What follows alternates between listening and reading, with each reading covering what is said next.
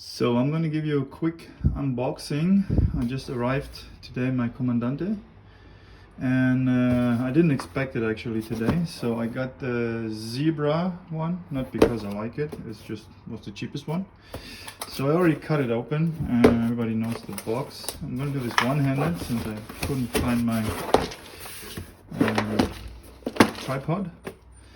So we have some instructions in German and in English, and we have a very nice packaging. Got two glasses, one is dark and one is light.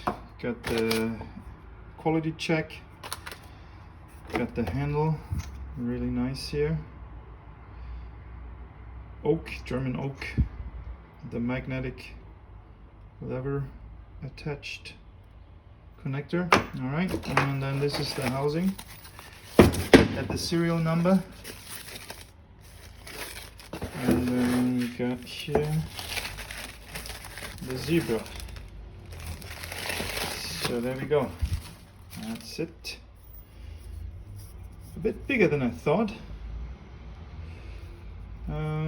Nice. I had some people I saw, they wanted to know if these threads, if they are plastic. They appear to be plastic. So you attach the glass. That's it. You attach the handle.